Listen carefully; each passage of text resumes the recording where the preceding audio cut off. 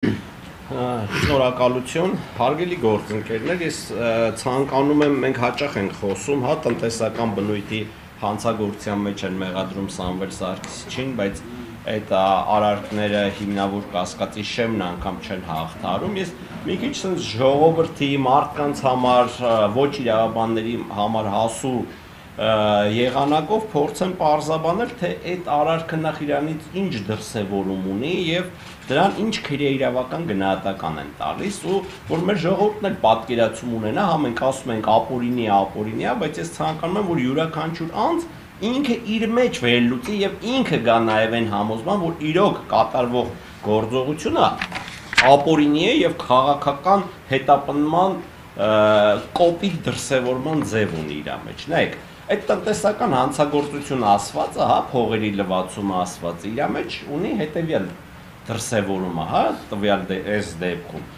Իբրև ես կփորձեմ հնարավորինս նախաքննական գաղտնիքին շրջանցմամբ այդ ինֆորմացիան շատ կարևորում եմ մեր հանրությանը փոխանցեմ։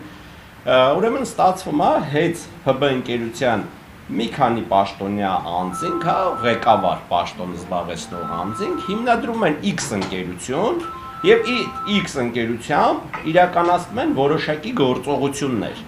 Թողենք դա հանցավոր է, հանցավոր չէ, օրինակ մենք ունենք արդեն կայացված դատական ակտեր, հենց Սարգիս Պետրոսյանը ես տեղյակ եմ որպես դատավոր, հենց այդ անձանց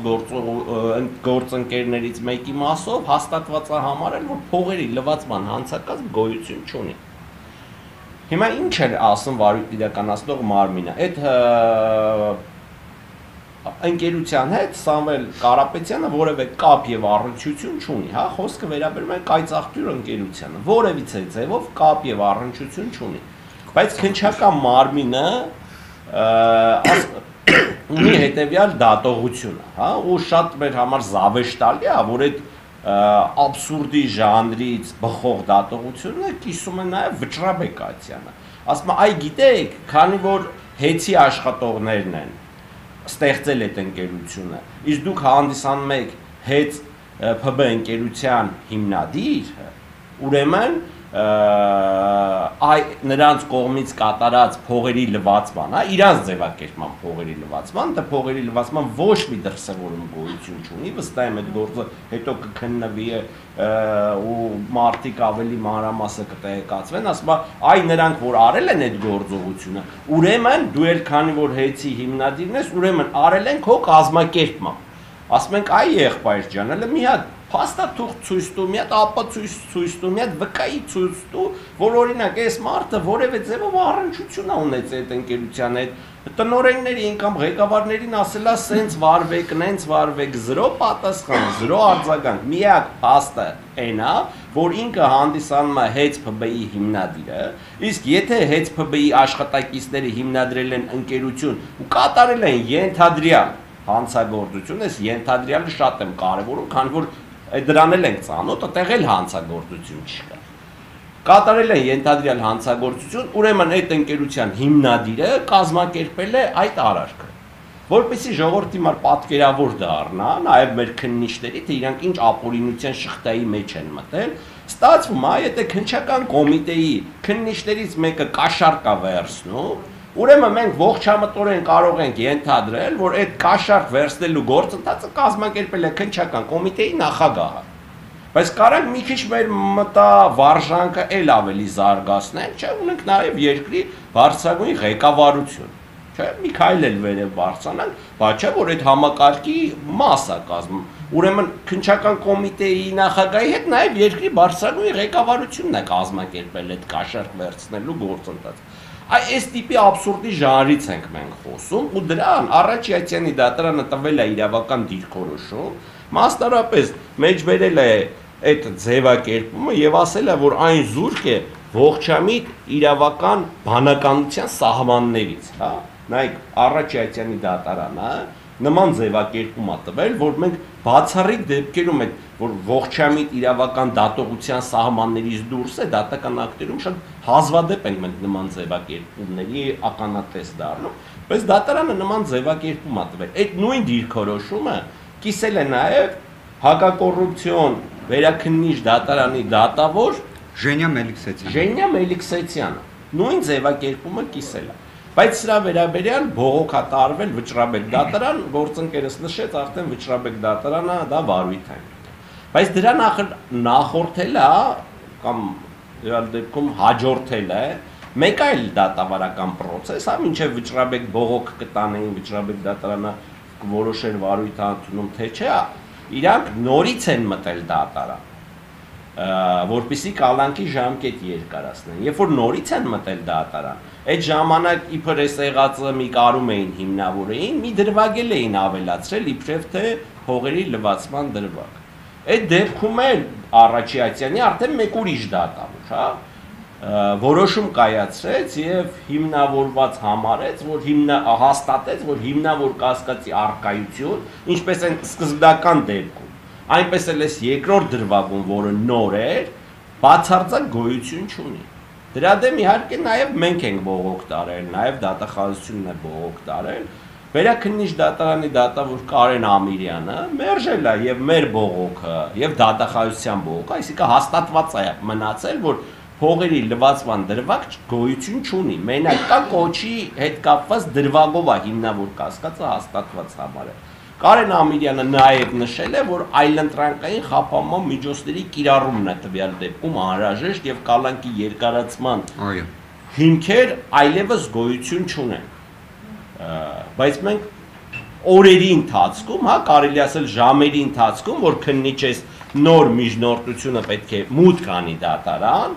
քննչական մարմինը գեր արագությամբ Վճռաբեկ դատարանից ձեռք է բերում այս որոշումը, որպեսզի իրանք կարողանան նոր հիմք ստեղծեն ու մտնեն Առաջիացյանի դատարան, որ ամեն գնով Սամվել Կարապետյանին փորձեն ապօրինի պահեն կալանքի տակ։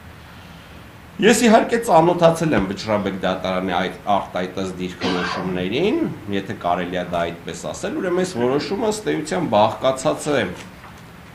108 էջից,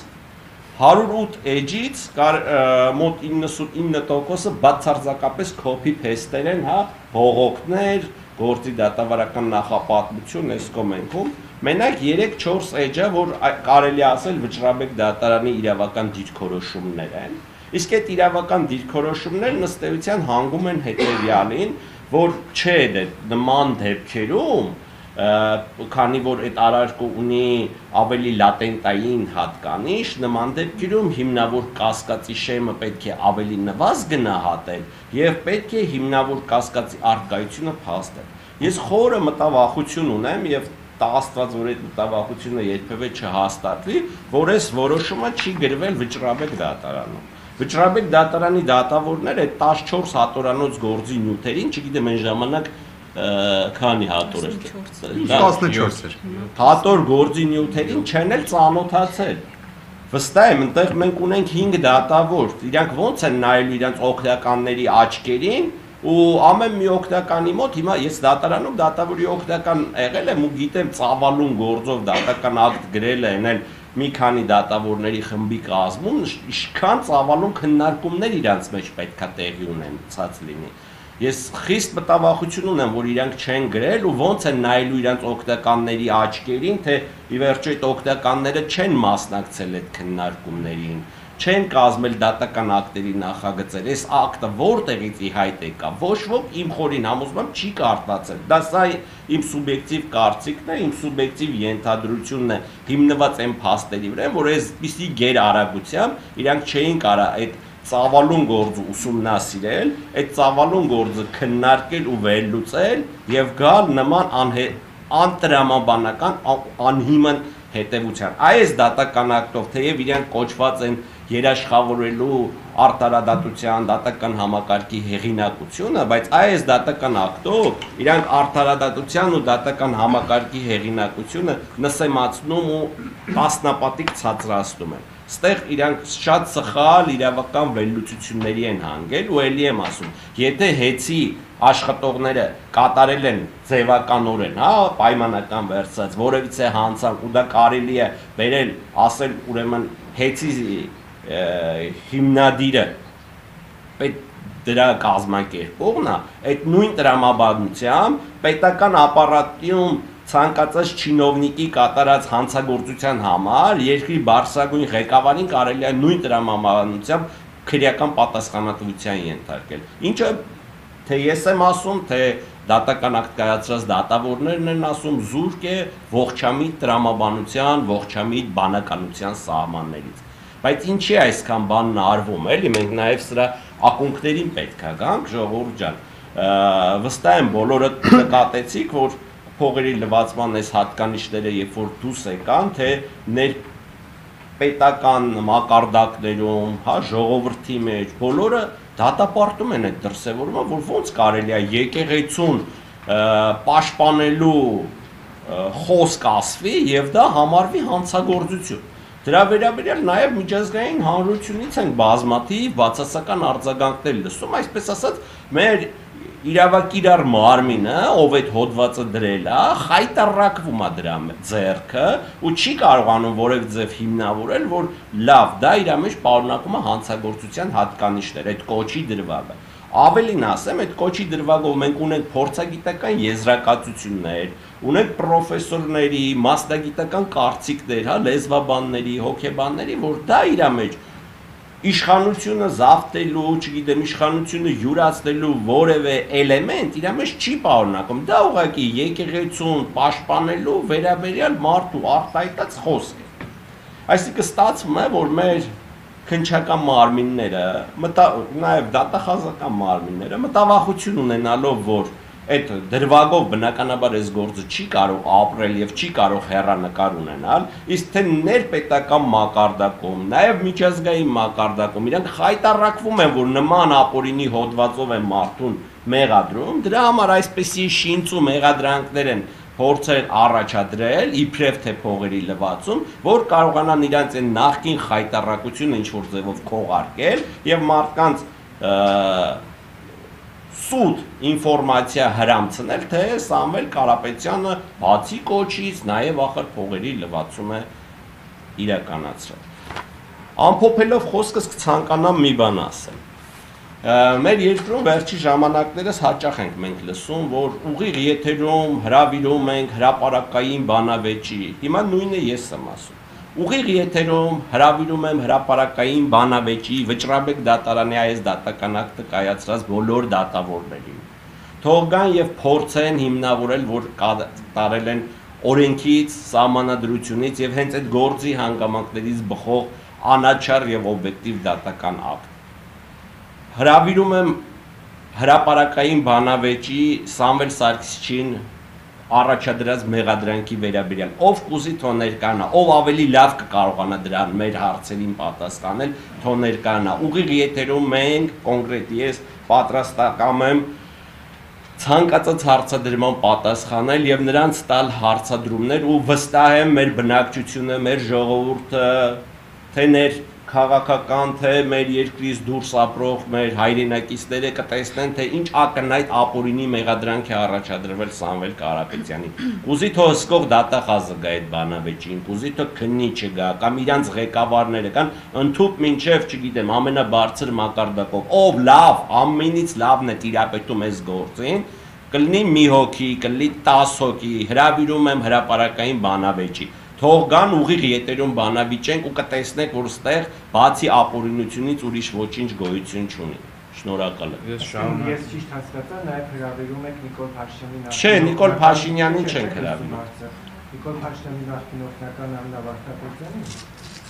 Այո, իհարկե, ով լավ տիրապետում է այս գործի հանգամանքներին, որ քննարկման ժամանակ չասեն, այդ մասը լավ չենք նայել, հետո կպատասխանենք կամ հետո գրավոր կանրադառնանք այդ հարցին։ Լրացնեմ էլի, հետո հարցեր։ Լրացնենք, հետո հարցեր խնդրեմ։ Որ չխառնենք իրար, հա։